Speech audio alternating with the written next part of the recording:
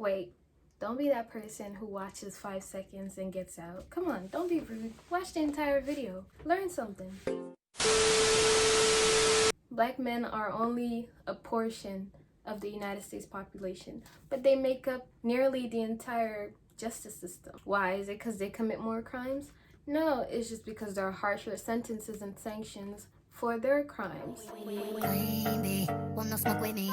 Been turn this motherfucker up 800 degrees. Whole team eat chefs cause she's a treat. Ooh, she's so bougie, bon appetit. I'm a savage, attitude nasty. Talk big shit, but my bank account match it. Hood, but I'm classy. Rich, but I'm ratchet. Thank you so much for tuning into my channel. My name is Leah, and today I will be talking about institutionalized racism. Yes, you heard it. We're going to be talking about this topic. We need to talk about it, settle scores, and keep it pushing. If it's your first time on my channel, thank you so much for visiting. I make videos about all types of things. I make beauty content, fashion, lifestyle, and commentary now, as you can see. If this sounds like something you'd be interested in, please tune in and subscribe, and also click the bell down below to be notified every time I upload a video. And if you're a returning subscriber, welcome back. As I always say, I hope you guys are having great days despite everything that's been going on. So now, without any further ado, let's just get into the topic and start talking. So we all know racism, how racism started. First of all, I just want to importantly note that race is a social construct and that race is not timeless. Race is ever-changing. It's not constant. That's how social constructs are. In the past, race is what we now describe as ethnicity. So unlike the Jewish, the Italians, the Irish, the Scottish, when they all immigrated to the United States, those were seen as racially inferior groups because their skin was different, their features were different. This is what we call featureism now, because some features are described as beautiful while others aren't, so that's featureism. So because those groups of people were different from the Caucasians, those from the Caucasus Mountains, they were seen as racially inferior and therefore treated as such. They're mistreated, they don't have the same opportunities, including like housing, education, employment, all of these different aspects of life. They had a disadvantage. This also includes Asians as well, the Chinese, the Japanese, the Koreans, all of them. They're all seen as racially inferior. But then when Black people got in the picture, now there was a new group that was way different than the Caucasians were different from Italians, if that makes sense. Like, there's more difference now because we got people of a different skin tone, like way different from what they're used to. So now they're like, okay, wait, hold up. These people are the inferior ones. They're less than, they're subhuman. We can't have that. And so what happened? So the Europeans became part of the whites. So they started being called white instead of having applications saying of European descent, Italian, and Jewish and stuff like that. So all the Europeans, they got merged into whites. On paper, they would be classified as white because now they have blacks. So then that's when race became color-coded, because it was initially about ethnicity, because we got these Italian, Jewish immigrants. Now we have totally different looking individuals who are darker skin tone. So all the discrimination and prejudice that the Europeans used to face, now the Black people face. Okay, so with that information there, I want to first discuss the Black Lives Matter movement and everything that's going on. So as a result of racism, Black people are seen as inferior, less than, and as a result, there have been systematic things set in place to ensure their disadvantage in life. So although slavery has ended, we now have a new constructed type of slavery, which is mass incarceration. Voiceover Leah here. I also forgot to mention how in the 13th Amendment, it literally says that slavery is abolished except in cases where they're punishing someone, which is why sanctions are harsher on people of color, because they still want to be racist towards them legally, at least. During this time, southern states created what are called pig laws to ensure that Black people remain in captivity by treating trivial offenses as felonies so they can have harsher sentences. Basically everything, because in all aspects it's systematic, being that there are these systematic things set in place when situations like a cop pulling over a Black person or trying to arrest them. Different tactics are used against Black people. It might not be conscious, it might be just in their subconscious because it's just there. They might not realize that they're doing it and they're prejudiced. First, let's discuss Ahmaud Arbery. He was running, he was jogging. There were reports that he was entering a house that was under construction, and people were worried that he was stealing something because he started running away from the area. And so an ex-cop who he used to know, because in the past Ahmaud did have some run-ins with the law, and so he and the guy Gregory McMichael knew each other. So Gregory, knowing Ahmaud from the past, he sees him running, so he assumes the worst. So him and his son start driving their white pickup truck following Ahmaud. Gregory takes his revolver with him, and his son Travis takes a shotgun with him. Now you might be asking, why would they both need guns? For what? For someone running? Come on now, you're doing too much. But anyway, they drive behind him and they ambush him, and so he starts having a discussion with them, and it becomes into something bigger, and now they're fighting. In the video, there are gunshots heard, and you see Ahmaud trying to flee the scene, but he collapsed on the floor where he succumbed to his injuries and died. The reason why this is an important topic is the fact that this had happened in February 23rd of 2020, and we didn't know about it until May 9th of 2020. So because the video of the incident has surfaced, people were outraged, were angry, and suddenly justice was brought to the people who killed him. But what's important to note is that we had to do all of these things for them to be caught. So what I'm trying to figure out is why Gregory and his son Travis decided to follow Ahmaud and result to killing him. Because if he was in the police department, he knows that he used to have issues with the law. He could have simply called back up like, hey, you remember this guy we had issues with in the past? Yeah, I think he's doing something that he's not supposed to. Come check it out. You know, that's reasonable if he was so worried about a crime occurring. But instead, he chose to take matters into his own hands, him and his son with their guns, and they follow him and kill him. The reason why this is being brought up is because in the event that it was a white person running, no one would think to shoot him. They might go to question him, try to figure out what's going on, but they shot him. And the fact that Ahmaud did know Gregory previously, that shows some level of intent there because they knew each other. It wasn't a stranger type of encounter. So that may have resulted in why it ended the way it did, because there's prejudice, there's just this consensus that Black people are always committing crimes and not doing what they're supposed to do. The sanctions are just harsher when it comes to Black people. You see that in the criminal justice system like it's nothing. So thankfully, Ahmaud's killers have been charged and they'll be going to trial. Now let's talk about George Floyd. The whole face of this Black Lives Matter movement that has resurged again. So George Floyd, as you guys probably have seen the video, he was being arrested and police claimed that he was resisting arrest, but there's a video that shows him simply talking while they have a handcuff on him. So I'm not sure what resisting they're talking about. I didn't see what happened from there to when they got to the floor. But anyway, the police officer has his knee on George Floyd's neck, and you can hear George saying, "I can't breathe." The police officer did not stop. There were 3 other police officers there. They have him held at the feet, the chest, the waist, the neck.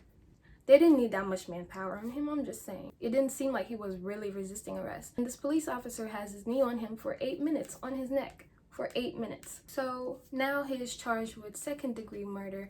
But what's crazy is that we had to have all these protests, all these riots for them to bring about change and try to bring his killers to justice.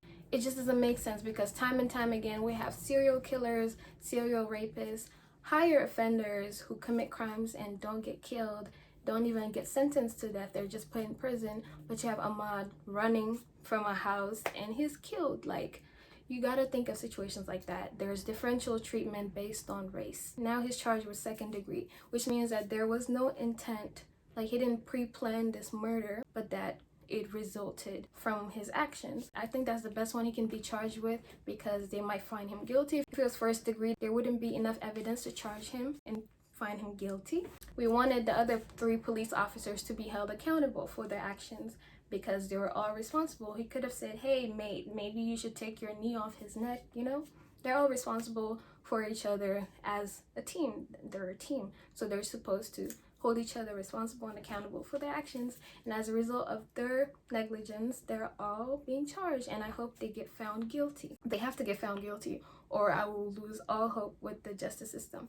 It's crazy because I'm a criminal justice major, so I know about the continuum of force from police. Excessive force is not condoned in situations that doesn't require it. It goes from simple, pepper spraying, tasing, using the baton, some body force, and using a gun is like the last resort. But these police officers, when it comes to black men, unarmed black men and women, they're so quick to shoot. And this brings me to the Breonna Taylor case. So Breonna was sleeping in her home and police decided to raid her house. The issue here is police raided the wrong house and they weren't even wearing their costumes. So Breonna's boyfriend woke up from this intrusion and started shooting at the cops. What is messed up is that the cops were shooting back and they shot Breonna 8 times. Mind you, she's just an innocent bystander. She's at the comfort of her own home, you would think, but is shot to death. And her killers are not in jail. So that's the problem, the fact that they're taking black lives and it seems like it doesn't matter, like black lives don't matter, but they do matter. They act like we can just drop like that and they go about their days, but that's not okay because someone's losing a family member, a son, a daughter, uncle, cousin, aunt. Like, it's just not okay. I feel like we're putting too much emphasis on George Floyd. I'm not gonna say too much, but we're putting all of the emphasis on his case, which is kind of a problem because the Black Lives Matter movement, this is about all black lives, including the women, and I feel like they're not getting as much recognition as they should. Like Breonna Taylor, Aiyana Jones, a 7-year-old girl, similar to Breonna's case. They enter her house, she gets killed by police, and her killers are not brought to justice, the cases are closed, and it's just dismissed as if nothing happened, as if the life did not matter, and that's why we're saying Black Lives Matter, because they're acting as if it doesn't. So people are protesting, they're angry, they're destroying property, but guess what? They're angry. There's black outrage. What did you expect? Things like this can only go on for so long. Eventually, things aren't going to work out how you want them to. I'm not saying that the looting and riotings are justifiable, but these things can be replaced. But you know what can't be replaced? The lives that were taken. They're gone forever. I saw this one quote that said something like, let's stop saying the deaths of innocent black men is bad, but people need to stop looting. Instead say, it's terrible that people are rioting and there are lootings happening, but a black man was killed or an innocent black life was taken. So that's the different perspective. You have to think about what you're prioritizing. Are we prioritizing materialistic things or the lives? Or do we not care about the life because it's not a white life? Every city is protesting and showing their support. You have different countries, France, like everywhere, Africa, everyone's protesting because racism is a global issue. It's not just in the US, it's just a global issue. Black people everywhere go through this. No, all lives matter, people. Obviously, that's what we're saying, that all lives matter, because some people aren't acting like all lives matter by excluding black people. We're having to let you know that our lives matter as well. So that's the whole point. Yeah, all lives do matter. So go ahead and tell your people. While George's killers are being brought to justice and Ahmaud's killers, we need to know that this is not over. It still has to go on because they're not the only ones who have been killed. Every day, people are still dropping from police brutality while protesting about police brutality. So it's just, what are you doing? The whole reason we're having this protest is because you're killing people like it's nothing. And you're gonna do the same thing while at the protest about that. Like, we keep adding hashtags, names keep being added and being added and being added, and we're just tired of it.